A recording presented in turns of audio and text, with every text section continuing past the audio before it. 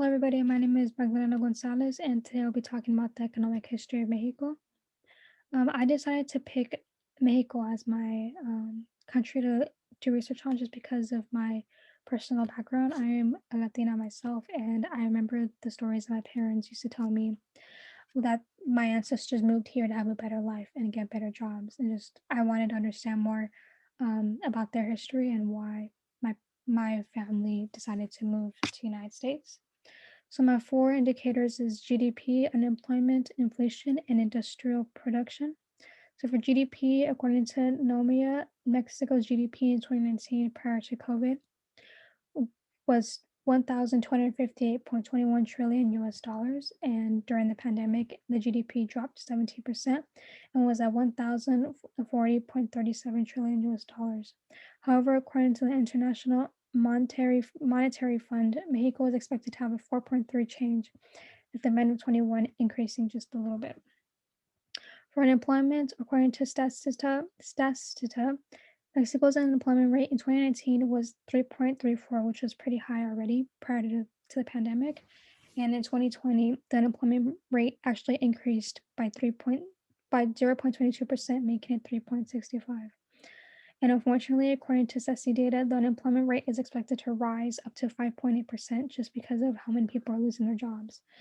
For the inflation, according to Statista, Mexico's inflation rate in 2019 was 3.64, and it dropped during the pandemic, making it 3.45% in 2020.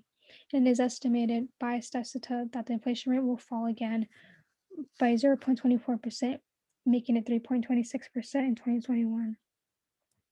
And finally, according to SESI data, the industrial production in Mexico during 2019 was negative 1.8%, and it decreased significantly to negative 29.9% in 2020.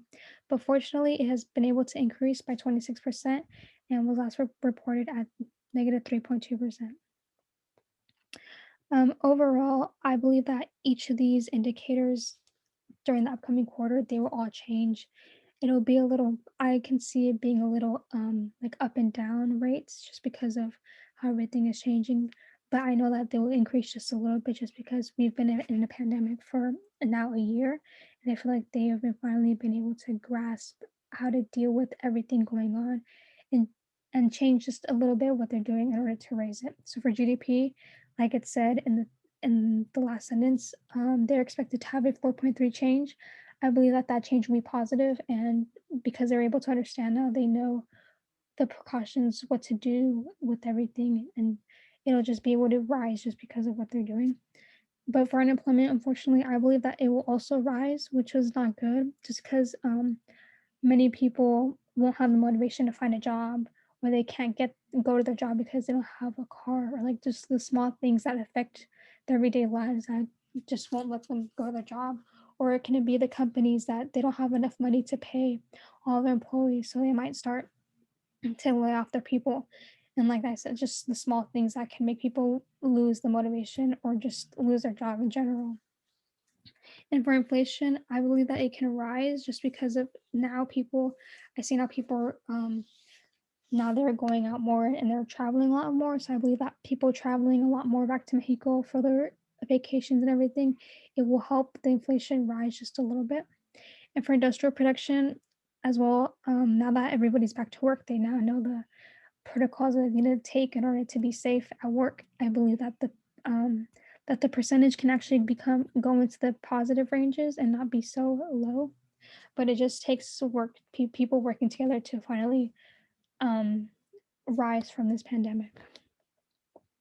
Um, and for the fifth question, according to resourcegovernance.org, Mexico is actually the Mexican government has actually focused on their physical spending and loosening the monetary policy. Um, According to them, they have